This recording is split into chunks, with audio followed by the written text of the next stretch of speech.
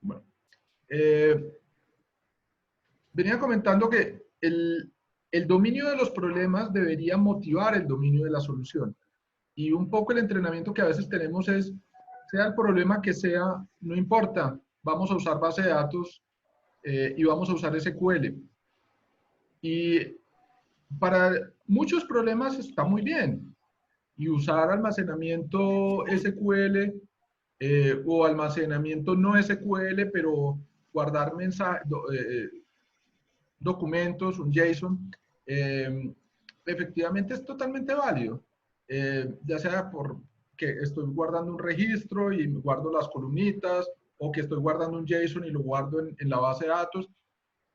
Eso en muchísimos casos es muy válido, pero hay otros problemas en donde el almacenamiento no se convierte solamente en donde guardo la información, sino en un mecanismo para entender de forma diferente la data.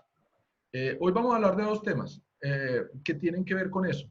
Uno, cuando un modelo de datos está más centrado en el grafo que en tablas y entidades relación, y por lo tanto una base de datos orientada a grafos se convierte en un facilitador del entendimiento de la construcción de la solución. Ahí está alguien intentando entrar. ¿Están entrando todos o tenemos gente todavía ahí? No, ahí están entrando todos, ¿cierto? Me da la impresión de que estamos. Es que hoy le pendí el pitico de que cuando alguien entre, avise. ¿A quién entró? Santiago, doctor Gaviria y Sebastián Vázquez. Bienvenidos. Y Juan. Juan. Listo. Vamos a arrancar con este tema, primero grafos, la mitad del tiempo, y después hablaremos de otro mecanismo que también tiene que ver con lo mismo que queríamos hablar hoy, que es, y cuando la información no es un grafo, sino cuando la información es un flujo, un stream. Para eso vamos a hablar de hecho, Juan Giraldo nos puede hablar también de su experiencia, vamos a hablar de Kinesis, de Kinesis Analytics, pero también de Kinesis, de Kafka Streams. Ambos son temas que tienen una relación, pero son muy diferentes. Entonces, Mateo, hay que agradecerle el tiempo que nos va a regalar y la trasnoche de la noche, porque se ve que estuvo trabajando en prepararnos una charla. Arranca, Mateo, y mil gracias nuevamente por esta preparación. Tranquilo, Jaime, con gusto. Muchachos, primero vamos a hacer una pequeña introducción de bases de datos de tipo grafo. Pues una base de tipo grafo es básicamente la representación de un grafo, ¿sí? Un grafo está compuesto pues, por un nodo y por un vértice. Entonces, nos sirve mucho para representar interconexiones de datos. ¿Por qué son buenas las bases de datos de grafos? Porque aparte, o sea, la cantidad de datos que haya en una base de datos no importa, no implican en cuanto a la velocidad de respuesta en las consultas, gracias a la interconexión pues, que se permite con el grafo. Entonces, lo que se hace con bases de datos tipo grafos es que son muy intuitivas las conexiones entre ellas. Por ejemplo, este ejemplito que encontré en internet que es muy entendible. Un uso de las bases de datos tipo grafos son como para las tendencias de las compras de las personas o hacen rastreo de los clics. Por ejemplo, aquí dice que esta persona es amigo de esta otra persona eh, que le gusta algo con alguna cosa. También es amigo de esa otra persona que le gusta otra cosa. Ambos se sirven de algo, o sea, comparten relaciones, están localizados en la misma ciudad. Entonces ahí pues a partir de relaciones pueden encontrar muchas cosas que le puedan servir a las empresas para analítica de datos. ¿Por qué usar una base de datos? Pues aquí saqué como tres importantes, que resuelve el problema de las bases de datos convencionales de tipo relacional que no logran procesar satisfactoriamente conjuntos de datos grandes y complejos. por lo que les decía que no es importante la cantidad de datos que haya en una base de datos de grafo para la velocidad de respuesta. Es más que todo, cuando una consulta en base de datos tipo grafo se demora, puede ser por la cantidad de relaciones que haya entre ellas. Sin embargo, sigue siendo muy rápida la respuesta de ellas. Otra sería para poder presentar y guardar las relaciones entre datos con interconexiones complejas. Es necesario hacer cálculos con varias tablas superpuestas. Esas son las bases de datos relacionales, lo cual suele suponer mucho tiempo y esfuerzo si se trata de un conjunto grande. Y la complejidad y la cantidad de datos no perjudican el proceso de búsqueda, que era lo que les mencionaba anteriormente. ¿Cómo funcionan las búsquedas en una base de datos? Internamente, ellos utilizan algoritmos especiales para poder realizar la tarea principal, que es simplificar y acelerar las consultas complejas. Ellos realizan búsquedas en profundidad y en anchura. Nosotros que en la universidad vimos tanto en estructuras de datos, en varias asignaturas, vimos pues muchas búsquedas en grafos. Hay muchas búsquedas, muchos algoritmos de búsqueda que son muy útiles para las bases, pues para los grafos, ¿sí? Que son los mismos que utilizan ellos. Las relaciones están guardadas en la misma base de datos, de manera que son calculadas a partir de cada solicitud de búsqueda. Entonces, eso permite pues, que sea mucho más rápido. Aquí hay algunas ventajas. Hay muchas ventajas, pero pues aquí saqué unas que son relevantes, que la velocidad de búsqueda depende únicamente del número de relaciones concretas, no de la cantidad de datos que haya. Los resultados en tiempo real, porque son muy rápidas las respuestas. Nosotros decidimos usar bases de datos tipo grafo en un proyecto que estábamos haciendo en el banco, porque una consulta que se demoraba 1 minuto con las bases de datos relacionales, con las bases de datos tipo grafo, la misma información, la misma consulta, se demoró menos de 1 segundo. Entonces la diferencia en respuesta fue exponencial. Por eso optamos pues por meternos en el tema de bases de datos tipo grafo. También tiene una presentación intuitiva y resumida de las relaciones. Eso siempre pues tienen su modalidad de vista, casi todas las bases de datos tipo grafo tienen su modalidad de vista de JSON o visualización en tipo grafo, que hace pues que sea más interactiva la visualización de la data. También tiene estructuras flexibles y ágiles. Si nosotros queremos modificar alguna vez, en algún momento la estructura de la base de datos, es muy fácil, es más bien como intuitivo, como les mencionaba en la segunda diapositiva, que se adecua pues mucho a lo que queremos. Y desventajas hay, más bien pocas, casi que no encuentro unas desventajas, que era que el diseño de las bases de datos de grafos es más complejo que los modelos relacionales, lo que puede significar un reto para quienes están empezando a adoptar los proyectos a estos modelos de trabajo. Eso sería ahí como lo único, como plantear el diseño inicial, pues ya después de plantear de estar planteado, ya el trabajo con ellas es mucho más cómodo, mucho más flexible. Entonces aquí he tomado la tareita de mirar aquí en top. Esto no se deja abrir, ahora sí. ¿Aló? ¿Me escuchan o...? Sí. A ver, yo creo que sí hay unas desventajas. Una es, mientras que en el mundo normal tenemos SQL, que es un estándar, acá no tenemos un estándar todavía. Sí. Y efectivamente eso es un complique, porque la decisión de utilizar Neo4j, por ejemplo, o usar ArangoDB, que es lo que vamos a mostrar, o usar otro, efectivamente nos cambia la sintaxis que debemos usar. En el mundo, por ejemplo, AWS tenemos Neptuno. Pero en cada uno de esos entornos, pues tenemos que aprender cuál es el lenguaje que tenemos que usar. No, a pesar de que efectivamente la interacción con el grafo es centrado en el grafo y las consultas son basadas en las relaciones y los atributos que viven dentro de las relaciones, y eso conceptualmente es lo mismo. La verdad es que el lenguaje es diferente, y efectivamente eso nos lleva a que realmente uno tiene un compromiso grande cuando se mete con una base de datos de grafos, porque aunque la gente de Apache, por ejemplo, ha planteado, tengamos como un lenguaje común, desafortunadamente casi nadie lo usa. Y de hecho Apache no ha sido uno de los grandes jugadores del mercado en el mundo de las bases de datos de grafos.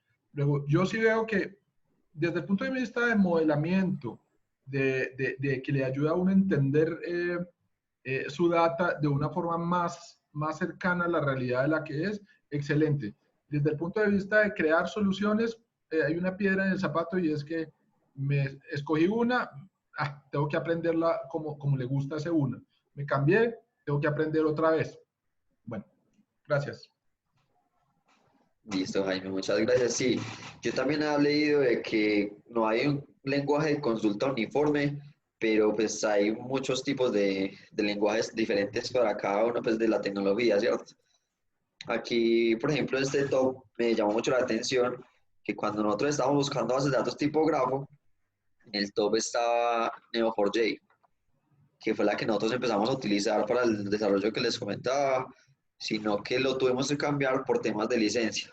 Él tenía una licencia Enterprise y pues ya era más complique en ese tema de la licencia, entonces nos tocó buscar otra open source y ahí dimos con Arango, que ya está en el top. Y pues ahí ya seguía está Neptuno de Amazon, que es la que mencionaba Jaime, que también es muy buena. Aquí pues ya Arango no estaba como siendo pues muy utilizada, como es algo como nuevo, eh, hacer implementaciones pues con bases de datos tipógrafo no la utilizaba pues mucha gente, pero como pueden ver ya Arango está subiendo, subió al top, es una base de datos muy buena. Y listo, pues aquí hay otras bases de datos, OrinDB, que también estábamos entre esa, y pues ya aquí por abajo no las tomamos casi en cuenta porque pues era tomar una más reconocida, pero hay muchas tipo grafo, como pueden ver acá. Listo. Vamos a seguir aquí entonces, hablándoles ya de Arango. Arango DB, pues la que decidimos utilizar es open source. Tiene aquí varios como componentes que sobresalen de ella, que es multimodelo nativo. Una base de datos nativa de múltiples modelos desde cero, admite modelos clave, valor, documentos y gráficos. Puede modelar sus datos de manera muy flexible. También tiene almacenamiento en la nube. Tiene un servicio administrado para ArangoDB, proporciona implementaciones de clúster totalmente alojadas, administradas y monitoreadas en cualquier tamaño con seguridad de nivel empresarial. Entonces ahí pues, no tenemos que preocuparnos por la integridad de los datos, ya que nos están asegurando eso. Multimodelo nativo. Al construir una infraestructura de aprendizaje automático de grado de producción, Arango ML Pipeline brinda soporte para el almacenamiento de metadatos comunes. Y estas otras tres, que es la búsqueda de Arango, el motor de indexación multiplataforma nativamente integrado, búsqueda de texto y clasificación para recuperación de información optimizada para velocidad y memoria. Tiene también una parte que es de unos microservicios de Fox. Entonces, tradicionalmente uno de los proyectos que desarrollan pues aplicaciones que van a utilizar bases de datos, uno tiene la parte front que es de parte del cliente y la backend que se comunica con la base de datos. A través de estos microservicios que nos brinda Fox, permite pues, a los desarrolladores escribir un acceso de datos y de lógica de dominio como microservicios y ejecutarlos directamente dentro de la base de datos como acceso nativo a los datos en memoria. O sea que está dentro de de la misma base de datos, están los microservicios para comunicarse más seguramente y más velozmente con Arango. Tiene unos beneficios pues, de utilizarse, que es una lógica de almacenamiento de datos unificados, tiene unos gastos de red reducidos, tiene restricción de acceso a datos confidenciales también. Y también incluye la generación automática de documentación con Swagger. Ahorita les muestro un ejemplo de un servicio que también creamos. Y lenguaje de consulta de Arango. Como decíamos ahorita que no teníamos pues, un lenguaje así como general para todas las bases de datos, Arango tiene un lenguaje que es el AQL. Proporciona una forma poderosa de acceder y combinar todas las estrategias de acceso a los datos en Arango. Entonces aquí les muestro la diferencia del SQL y el AQL. Entonces, hablando de terminología. La base de datos es lo mismo. Una tabla en AQL es una colección. Una fila es un documento. Una columna es un atributo. Un joins de tablas es un joins de colecciones. Un primary key puede representar con un atributo que se llama key, que siempre se crea en cada documento. Lo puede crear, pues no se lo puede definir o se lo puede generar automáticamente. Y el index. Aquí coloqué unos ejemplitos de unas diferencias, pues, como es SQL y como es AQL. Por ejemplo, para las inserciones. En la SQL nosotros, como siempre hemos hecho, es insert, into users, los atributos y los valores. Aquí es como insertando un JSON. Es insert, envía el JSON y luego le dice la colección en la que quiere insertarlo.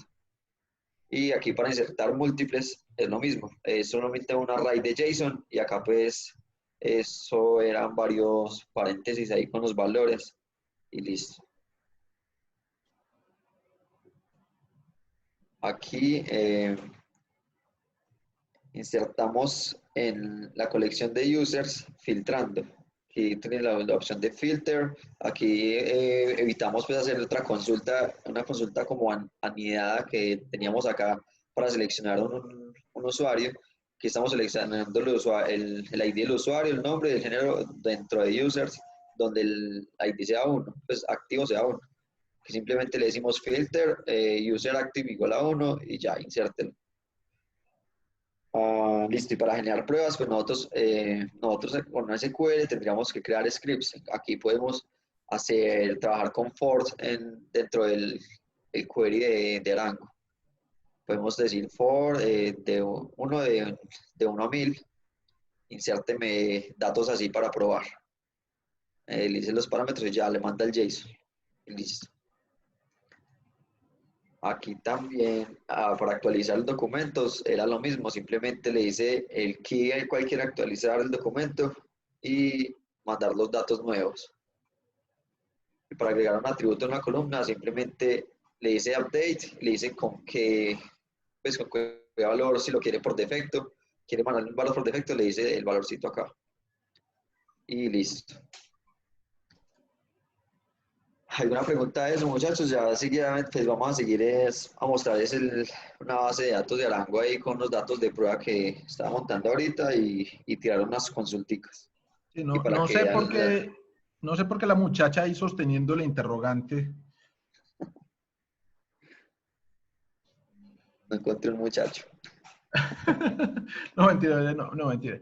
ArangoDB, que antes se llamaba Avocado, que es aguacate, es raro.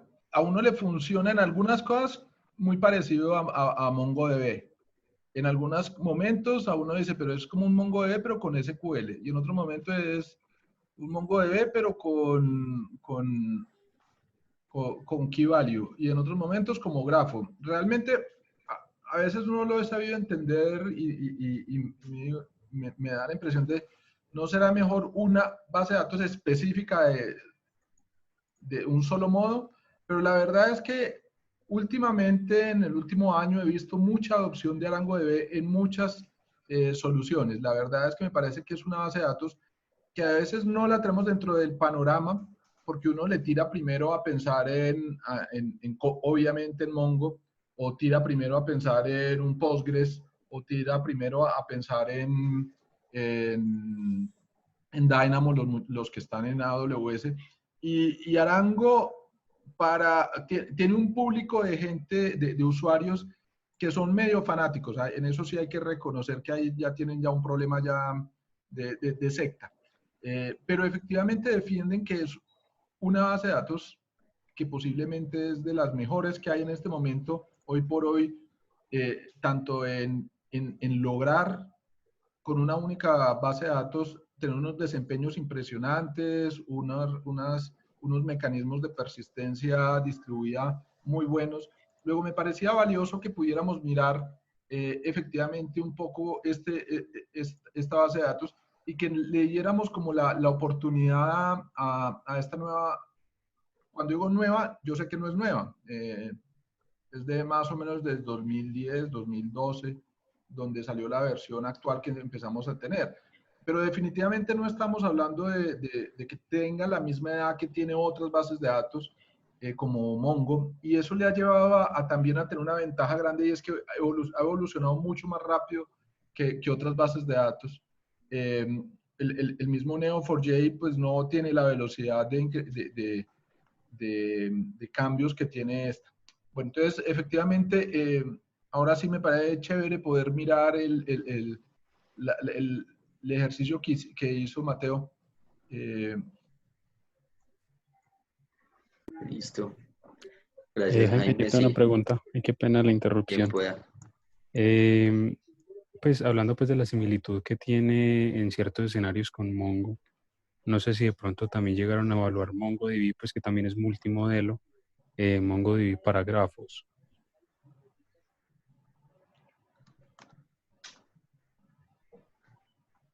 Sí, el mensaje MongoDB que va a para grafos. transmitir ahora Mateo es que finalmente es probable que el proyecto salga con Mongo, y que la modificación sea hacia Mongo.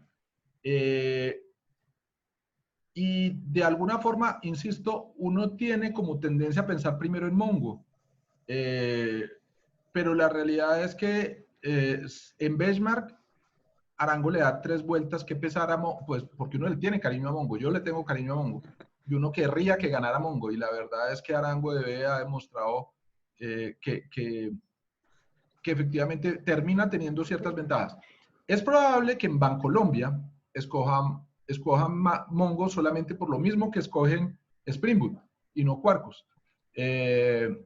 Porque es que suena mejor, suena más normal. Y estoy seguro de que esa va a ser la decisión final de Mongo. Pero denle la oportunidad a Arango, porque realmente sí es una base de datos que sí muestra un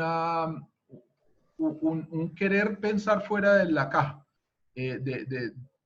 A pesar de que Mongo es cierto, pues cambia muchas cosas, pero sí, Mongo lo tenemos en el bolsillo, es de las herramientas que sabemos que podemos usar. Arango no, normalmente no lo pensamos. Listo. Sí, Gracias, Jaime, Jaime. lo que decías, sí, de hecho nos dijeron si pueden replicar lo que están haciendo con Arango en Mongo, utilicen Mongo, porque pues en el banco se utiliza más Mongo, tiene más soporte, etcétera, etcétera. Entonces, por eso nos fuimos por Mongo. De hecho, por temas de OpenShift, que OpenShift ha estado un poco mal en la parte de infraestructura. ¿Esto qué es? Infraestructura. Entonces estamos hablando a ver si nos vamos por AWS, entonces ya tendríamos que usar DynamoDB o mirar qué utilizamos. Eso todavía está en decisión. Entonces ahí nos frenaron también unas historias en este sprint.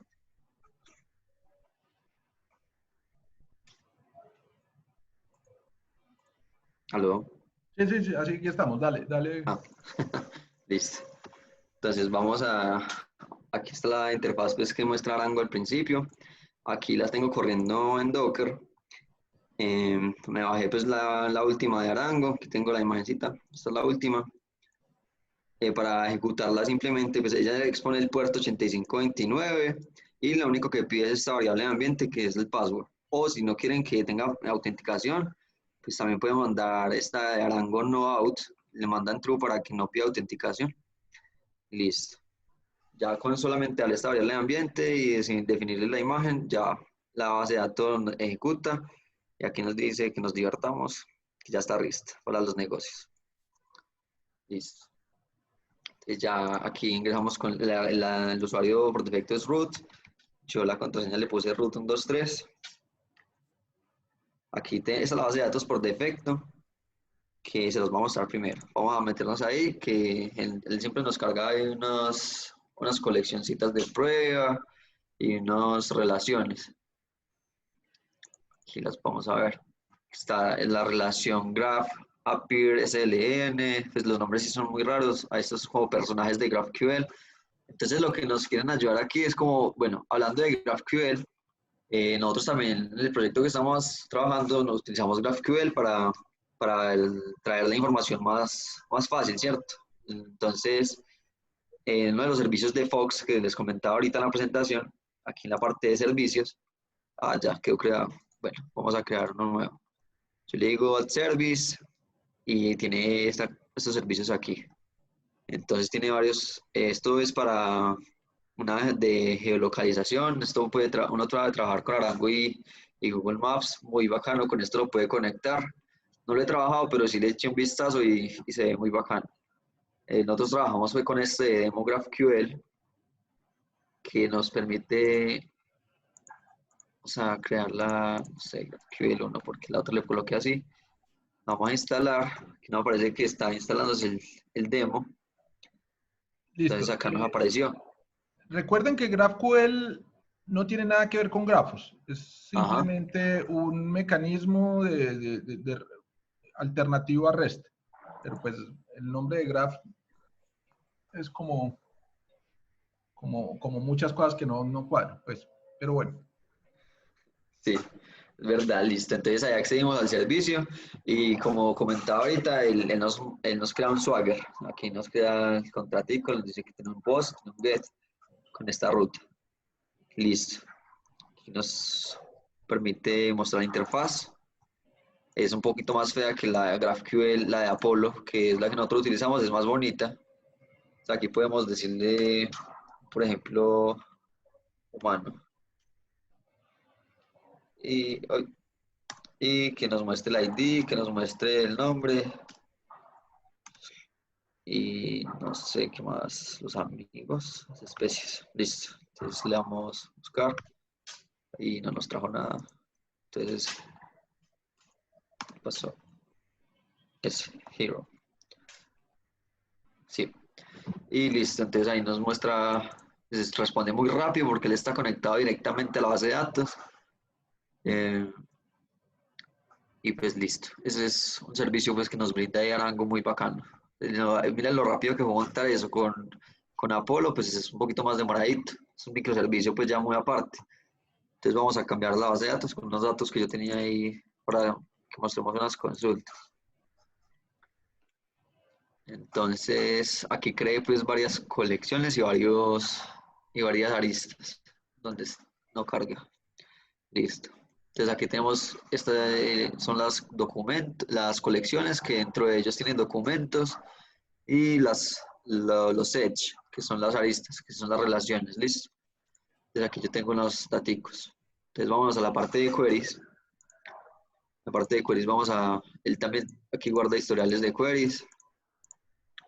Vamos a hacer una query que dice que vamos a recorrer una vértice y la relación.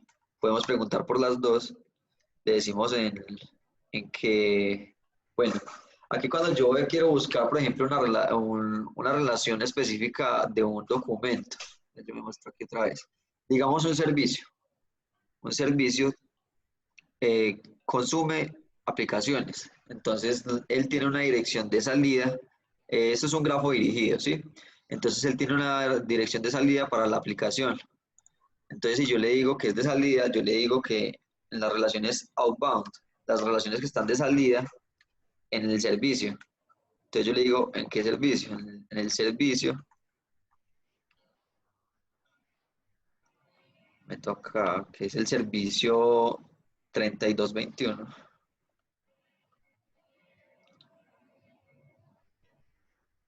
Y le digo que me retorne la relación. No, sirvió. Yo creo que todos entienden que lo que estamos mostrando es algo que se modeló, que el banco necesita, que es la metadata de los web services que tienen internamente. Definitivamente uno podría intentar poner eso en una base de datos relacional, claro, pero no se ajusta porque es más importante la relación que hay entre los web services, los consumidores de los web services. Un web service a su vez tiene operaciones, las operaciones tienen mensajes. Los mensajes están descritos por esquemas. Luego, ciertamente, pretender incluir eso dentro de una base de datos relacional o inclusive guardarlo en un JSON como documento no es lo que queremos, porque realmente las combinaciones de consultas están en las relaciones, están en el grafo. Efectivamente, las vértices tienen atributos perdón, las relaciones tienen atributos, los vértices claramente también, y las consultas como las que ahora sí funcionan. Estaba haciendo tiempo. Listo, sí. Pero Mira, el entonces problema aquí. es claro que sí ajusta un modelo de grafos. Si estoy haciendo una contabilidad, probablemente eso no ajusta, pero para un tema donde lo importante son las relaciones y las relaciones pueden ser variadas y a veces no están ni siquiera descritas desde el principio, efectivamente una base de datos de grafos apoya mucho. Dale, ahora sí ejecuta. Listo, Jaime. Entonces aquí, por ejemplo, vamos a traer el vértice, digamos que el vértice es la relación. Esto lo podemos llamar aquí ambas para poder, si queremos filtrar en algún momento, digamos, quiero que la relación, el relación.id o relación punto cualquier atributo sea igual a tal cosa. Entonces aquí tenemos mucha flexibilidad para consultar. Nosotros en una base de datos convencional, las de SQL, nosotros en las relaciones no podemos almacenar nada de información, simplemente uno a muchos, muchos a uno, lo que sea. En cambio aquí, pues en las relaciones nosotros podemos agregar más atributos. Aquí, por ejemplo, le estoy poniendo a que me traiga las relaciones que están de salida de este servicio. Entonces, en este servicio me va a traer todas las relaciones que estén hacia afuera y que sean tipo consumed by. Consumed by, les mostraba yo acá que consumed by es un edge. Entonces, por eso es como otro filtro para que él sepa que ir a buscar. Entonces, la ejecutamos y él nos trae aquí visualmente la respuesta. Entonces, nos dice que este servicio tiene relación de salida a esta aplicación y a esta otra aplicación. Aquí también tiene posibilidad de visualizar la información en un JSON. Entonces, aquí son las dos relaciones que mostraron ahí.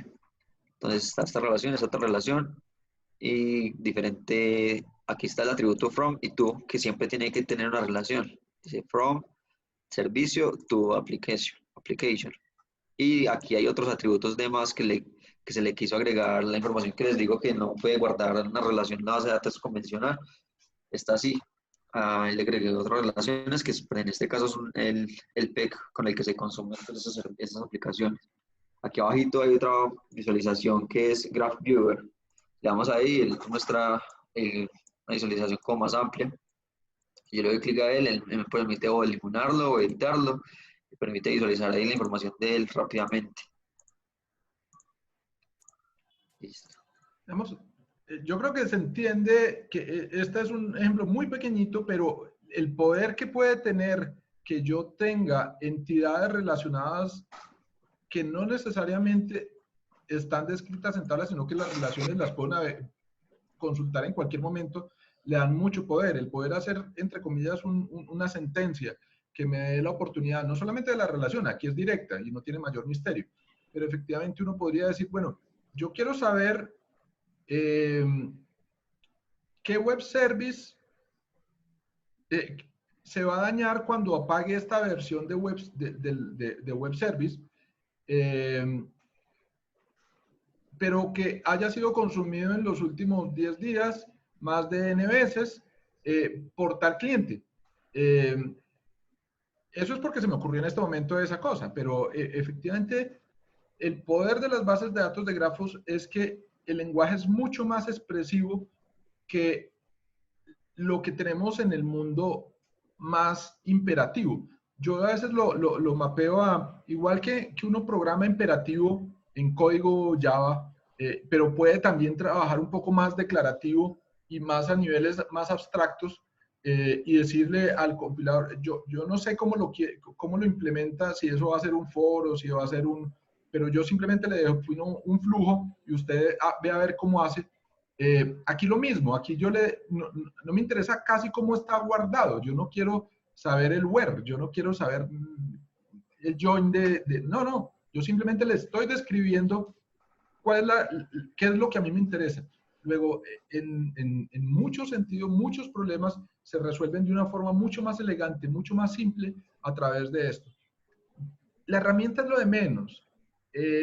Arango DB es bonita, pero aquí no estamos mostrando de Arango DB, aquí estamos mostrando por qué no nos damos la oportunidad de pensar en que esa tabla que uno está pensando casi por definición de que a uno le empiezan a tirar datos y uno dice, no, esto es una tabla, tabla de aquí, maestro, detalle, detalle, detalle, detalle, y efectivamente 30 detalles, cuando de pronto uno dice, pero podría haber modelado así, como un grafo, y entenderlo como consultas de los grafos. Evidentemente, es para el beneficio de este lo vamos a obtener cuando tengo la necesidad de hacer navegaciones y consultas más raras. Cuando uno tiene llave valor, pues Dynamo está muy bien y ya, estamos tan contentos. Pero efectivamente este poder de pensar en grafos me parece que es lo más importante de la charla de hoy. Listo. Qué pena haberte molestado. Muchas gracias, Jaime, por la aclaración. Aquí podemos pues, visualizar aquí los atributos. Él tiene aquí nos dice 3 nodos, 2 aristas. Por ejemplo, si quisiéramos ya no recorrer el servicio, sino la aplicación, o sea, obtener una de las mismas relaciones, pero ya no en sentido outbound, sino inbound, o sea, la relación que está, o sea, al contrario. Aquí estamos viendo la que salía, ¿cierto? Podemos ver del otro sentido, la misma relación, pero obteniéndola desde la aplicación. Yo la accedo, pues yo traigo aquí la aplicación para poder ver el ID de la aplicación. Yo le digo acá que me traiga el ID.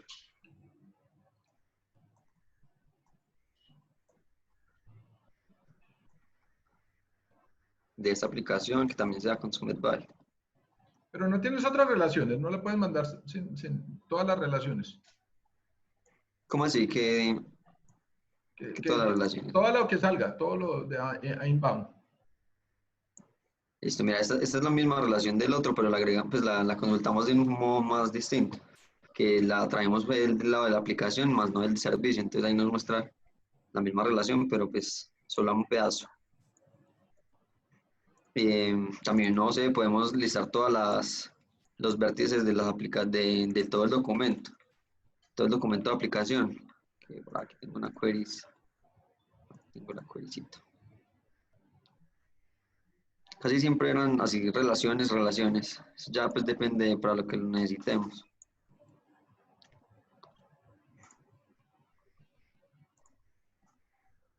Aquí podemos ver cómo nos trae todas las aplicaciones.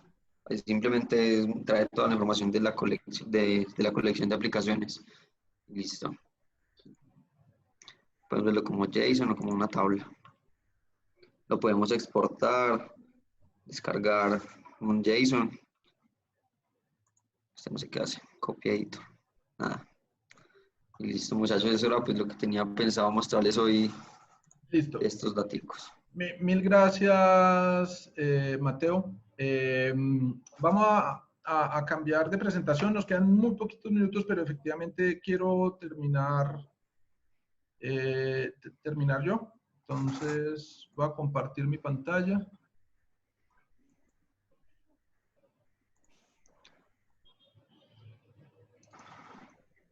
¿Listo? ¿Ahí ven mi PowerPoint? Sí, señor.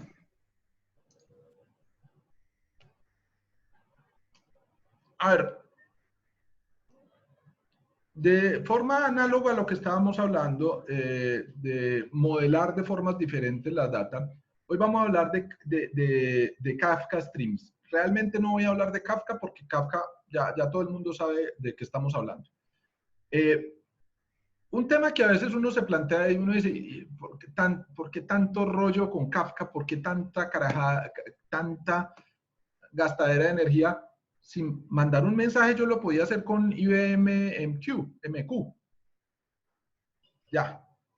O si no tengo ese, puedo usar RabbitMQ. Y además, si estoy en el mundo Amazon, tengo SQS, SNS y tengo un montón de mecanismos de envío de mensajes. Es que son razas diferentes y efectivamente me parece que es importante entender el gran poder de Kafka no es mandar un mensaje de un lado al otro. El primer aspecto fundamental de Kafka es que es altamente distribuido. No tiene la necesidad de un coordinador, de un queue manager, que si se cae, pues estoy en problemas. No, este no se cae porque, pues, pues claro, uno puede hacer una instalación de un solo nodo. Pero efectivamente, desde el punto de vista de productor, consumidor, eso no tiene mayor misterio respecto a lo que estábamos acostumbrados, ya sea que el productor sea realmente el productor o que el productor sea una base de datos. Y efectivamente la base de datos pues es fuente para Kafka y efectivamente utilicemos algún mecanismo de Kafka Connect para que lo que haya en esta base de datos se convierte en un evento de acá. El punto principal de transporte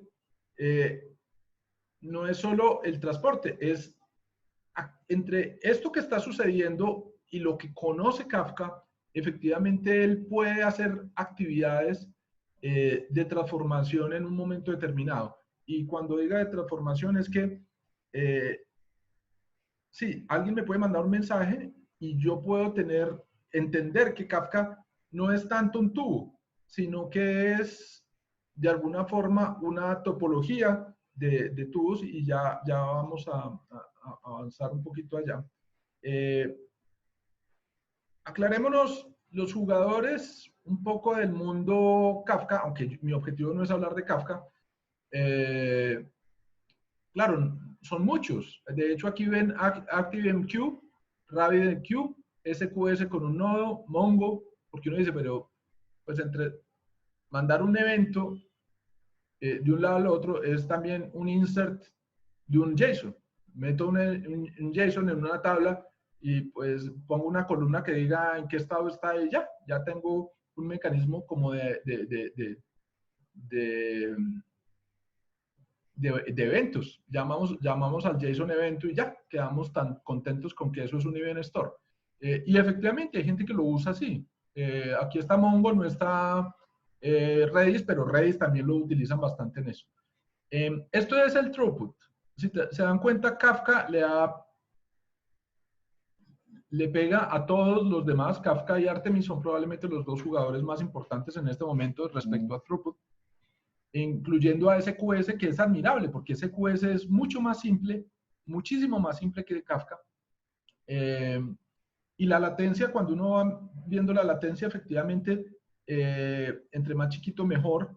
Aquí Mongo le va muy bien, inclusive le gana en muchas ocasiones a Kafka. Artemis tiene un mejor comportamiento en peor caso. ActiveMQ, regular Songo, RabbitMQ, SQS. No sé, pero ¿cómo lograron tener tanta latencia sabiendo que es el más simplecito de todos? No entiendo. Yo la verdad, yo le sigo dando la oportunidad a SQS de levante de cabeza, porque efectivamente tiene una latencia no muy estable y mala, y efectivamente el throughput no es del todo tan bueno. Ahora, hago un paréntesis, SQS uno lo puede montar no en un nodo, sino en 15 nodos. Y obviamente esto debe empezar a subir, no linealmente, obviamente, pero el desempeño uno puede lograr que con SQS uno logre mejores cosas que Kafka. Creo que las mismas se van a lograr, pero van a necesitar un montón de nodos. Entonces, efectivamente, lo bonito de SQS, que es que uno no se pone en problemas de instalación, pues no termina siendo tan así.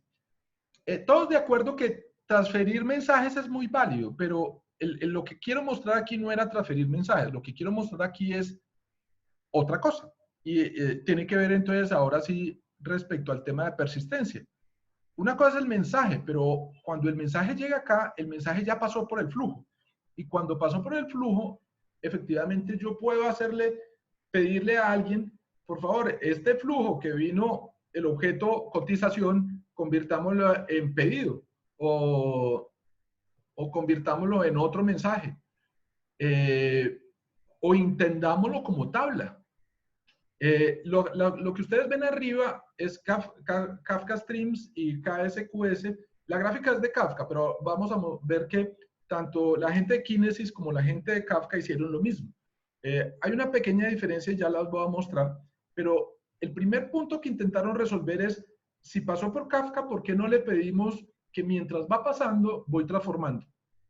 Y uno se acuerda de las gráficas de Marble, las de programación reactiva, de que uno tenía las bolitas y le pone un filter y le pone un process o cualquier procesamiento y hace un map y convierte de un tipo a otro tipo. Desde el punto de vista de stream, eso lo podemos hacer y es lo que acaba de suceder en este momento, de que venía amarillo y ahora se convirtió en rojo. Desde el punto de vista de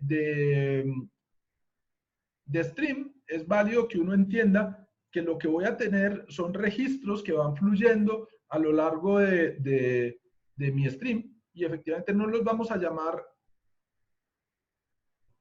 mensajes, lo vamos a llamar eventos, y los eventos tienen una proyección que es el estado. Efectivamente aquí ponía un ejemplo, el evento es cambié de trabajo tal cosa y el estado es yo trabajo en Confluent, dijo el muchacho ese que estaba dando esa charla, ahí tengo el link.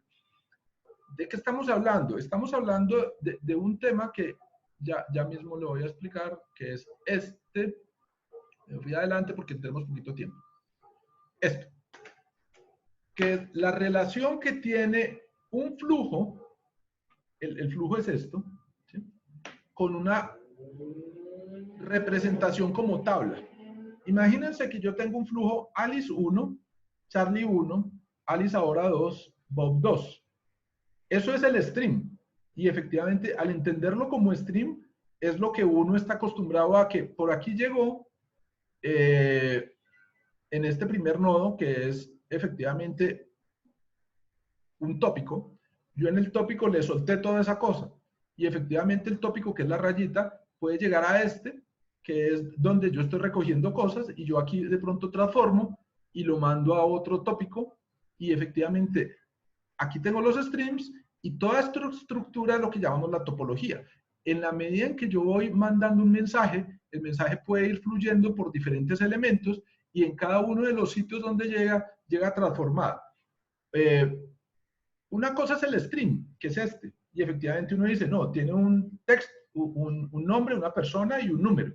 Pero yo también lo puedo entender como tabla. Por eso tenemos dos objetos. La key stream y key table. Key stream y key table son proyecciones una de otra. Cuando yo veo algo como stream, lo veo como esto. Cuando lo veo como tabla, lo veo como esto. Si yo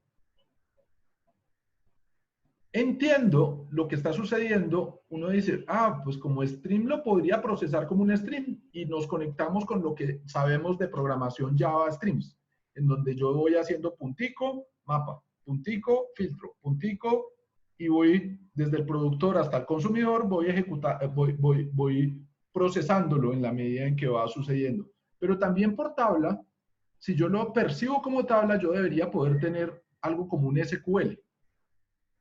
Y eso es lo que nos está dando tanto Kinesis Analytics como Kafka Streams. ¿Me explico? Voy a brincarme esto que es muy importante, que es el tema de la topología, pero me voy a ir hasta el final acá.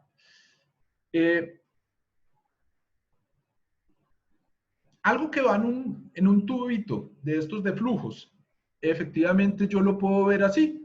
Cada stream, las localizaciones. Y cada table, las localizaciones por usuario. ¿Cómo así? Sí, fluyó algo y yo lo puedo interpretar como el flujo vino con tales datos, pero yo lo puedo leer. Si se dan cuenta aquí, estoy haciendo un group by y estoy haciendo un count. Cosas que son normales en una tabla. De hecho, Kafka nos da la oportunidad de, ¿lo quiere utilizar como Java o lo quiere utilizar como si fuera SQL? Uno puede usar las dos cosas. En un momento determinado uno puede decir, esto es un stream, pero voy a hablar con él como si fuera una tabla. Por lo tanto, le doy select, username, count, from, un stream. No, pues que esto es una tabla o es un stream. Es que lo puedo interpretar de las dos formas. Y lo puedo hacer una group by. Devolvámonos 2 segunditos. Bueno, aquí hay un Catacoda. Ayer lo probé y no estaba funcionando, que es bonito para, pues lástima que ya no está funcionando. Pero me permite que devolvámonos, bueno, acá. Efectivamente yo tengo una fuente de datos. Hice un SQL, de pronto a una base de datos, la hice reactiva. Y efectivamente ese SQL pues empieza a procesarse y efectivamente empieza a mandarme de un tópico al tópico que llamamos masking, que es, en ese lado, estoy con números de tarjeta de crédito, y entonces lo enmasco y lo enmascaro, y entonces, listo. Pero efectivamente lo lanzo ya enmascarado, yo lo puedo mandar a una cosa de patrones para hacer un análisis de compras, otro para puntos de la tarjeta de crédito y otra el tópico de compras. Efectivamente, es lo mismo. Por arriba entran las compras, por aquí salen diferentes aspectos porque son 3 suscriptores diferentes al tópico. Cada uno de estos es un tópico. Pero si yo quiero programar que para mí purchase lo debería utilizar como un select, pues úselo como select. Si en cambio a reward le interesa más procesar como stream, procéselo como stream. Y eso nos permite que efectivamente aquí, si se dan cuenta, voy a procesarlo como flujo, voy a procesarlo como flujo y voy a procesarlo como flujo. Este es el código de lo que estamos viendo atrás. Efectivamente, lo que estamos viendo atrás es que del flujo mapeo el map tradicional y le ejecuto la lambda que yo quiero para obtener lo que yo necesito.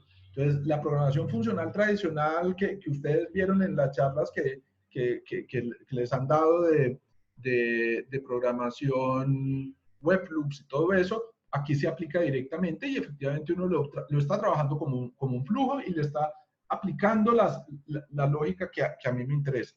Pero aquí, por ejemplo, en este otro, que es un ejemplo de Quarkus, si se dan cuenta, aquí tenemos nuevamente la topología y efectivamente tenemos una cosa que la voy a interpretar como tabla. Yo sé que era flujo, claramente sé que era un flujo. Y que era que alguien mandó en el tópico de las estaciones que capturan temperatura, mandaron las estaciones. Pero es que ¿cuántas estaciones hay en Colombia? Digamos que Bogotá, Medellín, Cali, las ciudades grandes. O sea, 20. Listo. Eso, claramente cuando construyeron eso, la estación nueva, eso será una vez cada 3 meses. Efectivamente mandaron en el flujo, mandaron eso.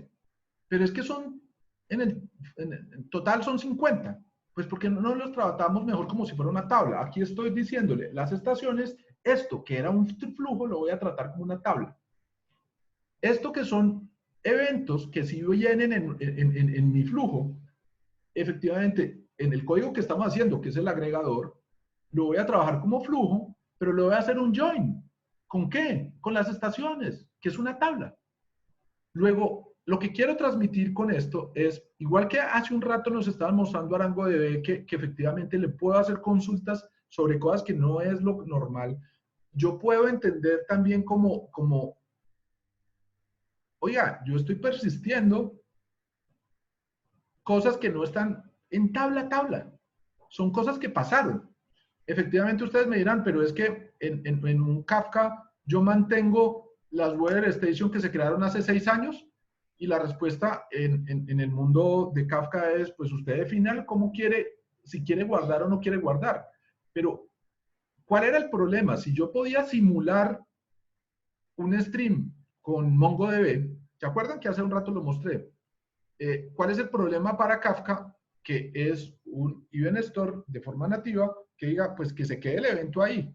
Y si alguien quiere hacer el select sobre ese, pues que lo haga, pues porque en el fondo, por ese flujo han pasado 30, pues hacer el select sobre esas 30 no le queda difícil porque él tuvo que hacer el tema.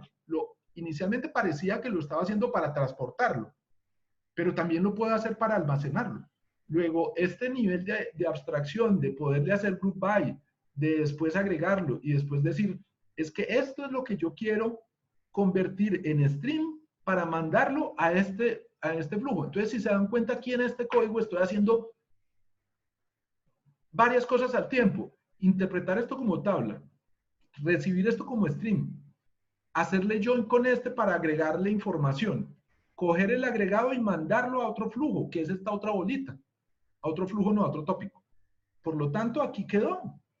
El que esté suscrito a este no se entera ni de este ni de este, se entera del agregado. Por lo tanto, es la suma de un montón de tecnologías. Por lo tanto, no me sigan pensando que Kafka o Kinesis es solamente tubería. Son dos mundos diferentes. Cuando estamos hablando de MQ, estamos hablando de tubería. Cuando estamos hablando de Kafka, estamos hablando de algo que nos abre la oportunidad de esto que era lo normal, que yo necesitaba coger de Kafka y mandar a base de datos. En este momento, para algunas cosas, yo no necesito eso. Yo simplemente le digo, interactuemos con Kafka como si fuera una base de datos y abstraigamos. Esto que era un stream, lo voy a interpretar como una tabla y le doy un select. O lo interpreto como stream y lo proceso como stream.